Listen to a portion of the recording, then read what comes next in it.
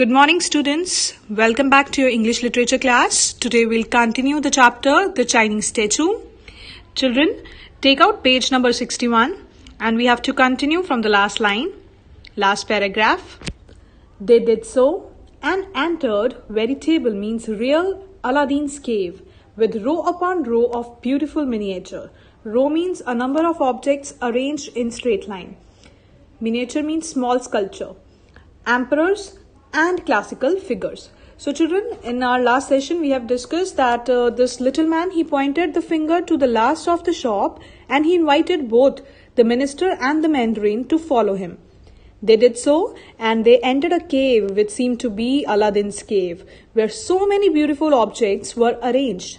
And these objects may be small statues of emperors who ruled China that time.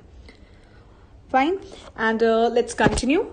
The minister could have happily settled down in the orgy, means wild merrymaking, of ivory for at least a week. Sir Alexander and the craftsman chatted away to each other through the interpreter, and the minister's love and knowledge of Ming dynasty was soon revealed. So children, this minister, he could have happily stayed there for a week to observe all the things very minutely. Sir Alexander and the craftsmen were conversing through the interpreter, that is the Mandarin, and then only the minister's love and knowledge of Ming dynasty was revealed. The little craftsman's face lit up with this discovery and turned to Mandarin and in a hushed means calm voice made a request. The Mandarin nodded his agreement and translated. So children, now the craftsman's face brightened up on his discovery. When he came to know about minister's love and knowledge of Ming dynasty, his face lit up. And he told Mandarin something in a slow voice. The Mandarin also agreed and translated what the craftsman said. I have, Your Excellency, a piece of Ming myself that you might care to see. A statue that has been in my family for over 7 generations. I should be honored, said the minister. So children, the Mandarin translated that he had in his possession a Ming statue. Who he? He refers to the little man, the craftsman, that he had in his possession. He's just translating what he said. So he said that he had in his possession a Ming statue, and that statue was his family's heirloom, means it was with them for over 7 generations. The minister said that he should be honored to have a glance on his family's heirloom. Rather, minister said that he would be honored if he would have a glance at that statue, at his family's heirloom. It is I who would be honored, Your Excellency, said the little man, who thereupon scampered. Scampered means moved with short light steps out of the back door, nearly falling over a stray dog and onto an old peasant house a few yards behind the workshop. So children, the little man said that rather he would be honored to show him his family's heirloom. He walked very fast out of the back door, nearly tumbling over a stray dog which was sitting over there. And a few yards behind the workshop, there was a house where he went. He who the little craftsman went. The minister and the Mandarin remained in the back room. For Sir Alexander knew the old man would never have considered inviting an honored guest into his humble home until they had known each other for many years. And only then after he had been invited to Sir Alexander's home first. So children, this might be the house where he stayed. Sir Alexander and the Mandarin remained in the back room because Sir Alexander was very well aware of the Chinese tradition and their rules.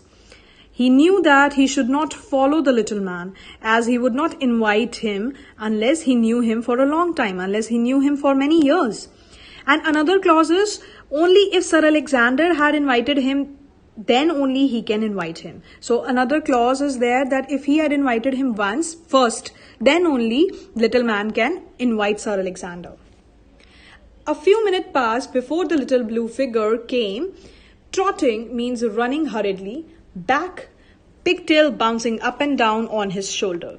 So children, after a few minutes, the craftsman came and his pigtail was bouncing on his shoulder. Now let's continue.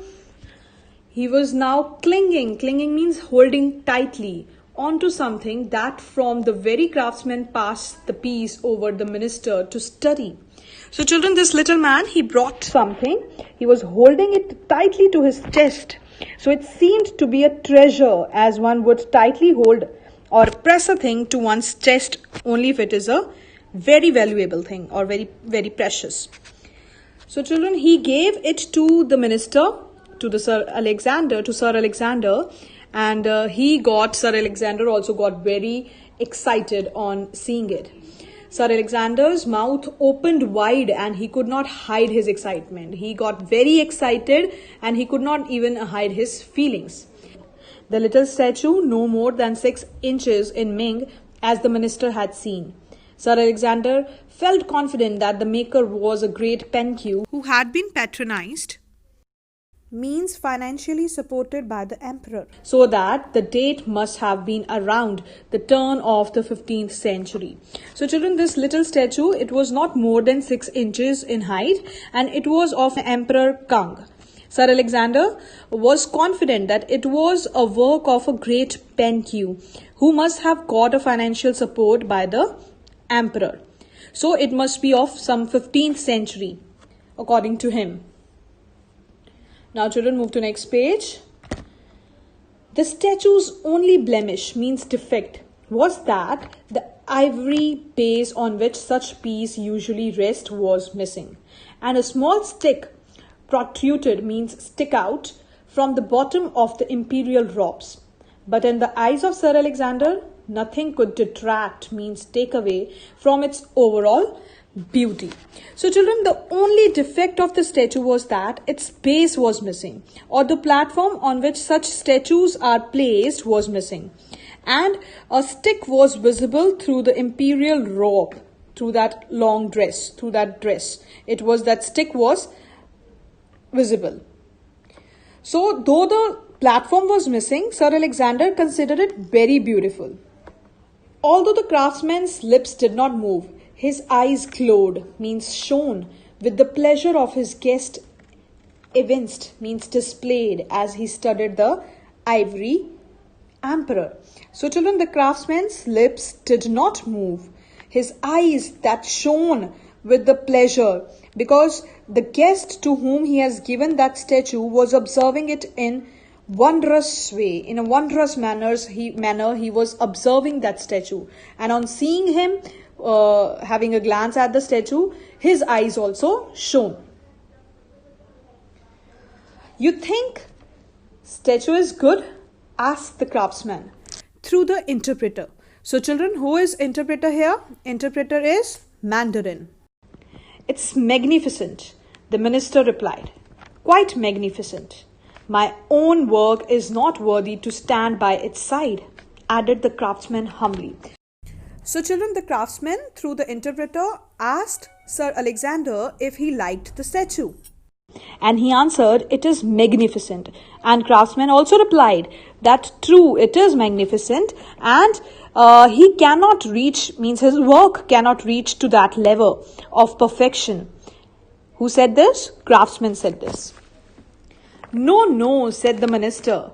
Though in truth the little craftsman knew the great man was only being kind, for Sir Alexander was holding the ivory statue in a way that already showed the same love as the old man had for the piece. So children, Sir Alexander consoled him and said no, his work was not bad, but in reality the craftsman, he already knew that the minister was just being kind to him by saying these words, as he knew it, that it is a fact that his work is nothing in comparison to that work. And Sir Alexander, he also held the statue in a same manner as the craftsman did.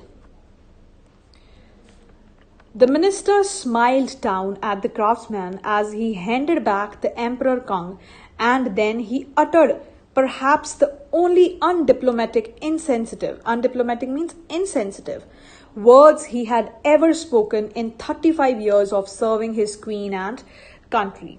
So children, Sir Alexander, he was a diplomat. He knew where to use which word. But for the first time in his career, he uttered something which was undiplomatic. He expresses his longing for the peace. So he expressed his desire. He expressed his desire for that peace. But at the next moment, he regretted for what he said. See here, what he said, "How I wish the peace was mine." Sir Alexander regretted voicing his thoughts. Immediately, he heard the Mandarin translate them because he knew only too well the old Chinese tradition that if an honored guest requests something, the giver will grow in the eyes of his fellow men by parting with it. So children, as soon as he said those words, he regretted why he said those words. Because at that time only he heard the Mandarin, he translated the words to the little man, to the craftsman. And he had studied Chinese tradition also very well. And he was very well aware of the Chinese custom that according to Chinese tradition, if a person requests something, the giver will earn respect in the eyes of his community by separating with that thing, with it, by parting with it, by separating with it. A sad look came over the face of the little old craftsman as he handed back the figurine, means a small figure, to the minister. No, I was only joking, said Sir Alexander, and quickly trying to return the piece to its owner. So children, as soon as the craftsman heard those words, he handed over the statue to Sir Alexander. But Sir Alexander tried to cover up. He said he was just joking and tried to return the piece. Now next read. You would dishonor my humble home if you did not take the emperor, Your Excellency, the old man said anxiously, and the Mandarin gravely nodded his agreement. So children, the old man said that the minister would dishonor his humble home if he did not take the piece, if he did not take the statue. Because even the Mandarin also, children, he also supported the little man in this. I have dishonored my own home, sir, he replied, and looked towards the Mandarin, who remained inscrutable, means mysterious. So children, the minister, he was in puzzled situation. He was regretful for what he had said. And by making that wish, the minister said that he had already dishonored his own home and he was very sorry for his act. And the Mandarin also, on the other hand, he remained mysterious. Now next page. The little craftsman bowed. I must fix a base on the statue, he said, or you will not be able to put the piece on the view. So children, the little man, he bowed and the statue actually was baseless. So the craftsman offered to put a base. Otherwise, he won't be able to put the statue on display. He went to a corner of the room and opened a wooden packing chest that must have housed 100 of bases for his own statues. So children, this craftsman had a wooden box which was full of bases which he put on his statues. So he went there in order to find a base for this statue. Rummaging means making thorough check. Rummaging around, he picked out a base decorated with small dark figures that the minister did not care for, but which nevertheless made a perfect fit. The old man assured Sir Alexander that although he did not know the base history, the piece bore the mark of a good craftsman. So children, the minister, he was not bothered about the base, but the one which the little man picked out was decorated with small dark figures and it fitted the statue very well. And the old man, he didn't know who actually made this base, but it showed that it must be a work of a great craftsman. The embarrassed minister took the gift and tried hopelessly to thank the little old man. The craftsman once again bowed low as Sir Alexander, and the expressionless Mandarin left the little workshop. So children, the minister took the gift and thanked him. He was very embarrassed, and the craftsman, he bowed, and Mandarin did not show any expression on his face. Then they both left the little workshop. As the party travelled back to Peking, the Mandarin observed the terrible state the minister was in and uncharacteristically spoke first. So children, while travelling back to Peking, the Mandarin, he observed the terrible look on the minister's face, and he never spoke first. He only spoke when he was asked. So that time he spoke first. So what did he say? Let's read. Your Excellency is no doubt aware, he said, of the old Chinese custom that when a stranger has been generous, you must return the kindness within the calendar year. So Mandarin said that the minister was aware of the Chinese custom very well, and that when a stranger, he knew it very well, that when a stranger has been generous to you, so the craftsman, he was very kind to him. He had shown his generousness to him, and now it's his turn. So now he must return the kindness within the calendar year. Sir Alexander smiled his thanks and thought carefully about the Mandarin's words. Once back in his official residence, he went immediately to the embassy's extensive library to see if he could discover a realistic value for the little masterpiece. So children, now these words brought some relief to Sir Alexander. He would be able to pay him back something equivalent to that statue. He went to the library and tried to find out the picture of the Kung in order to find the real value of the statue, so that he would be able to pay accordingly in cash or some kind. So, after much diligent research, he came across drawing of a Ming statue that was almost an exact copy of the one now in his possession, and with the help of Mandarin, he was able to assess, means fixed amount or the value. So, true worth, a figure that came to almost 3 years emolument, means salary for a servant of the crown. So children, he came across a similar copy of the masterpiece, and with the help of Mandarin, he was able to get to know about the cost of that piece, and he came to know that the cost actually was equal to his 3 years salary. The minister discussed the problem with Lady Heathcote. Lady Heathcote is his wife, and she left her husband in no doubt as to the course of action he must take. So children, he discussed the matter with his wife, Lady Heathcote, and who was in England. And she told him that he should repay him according to the price of the statue. The following week, the minister dispatched means sent off letter by private messenger to his bankers, Coutts and Company, in the Strand, London, requesting that they send a large part of his savings to reach him in Peking as quickly as possible. So children, he sent a letter to his bankers to send a portion of his savings to Peking as fast as possible. And when the funds arrived 9 weeks later, the minister again approached the Mandarin, who listened to his questions and gave him details he had asked for 7 days later. So children, after 9 weeks, his funds reached, and paying him in money would be a kind of insult. So he inquired Mandarin that in what kind he should repay, that he may not feel insulted. So children, this was all about today's session. So this is your homework time, children. Revise what we have done today. Read it again. Thank you so much, children.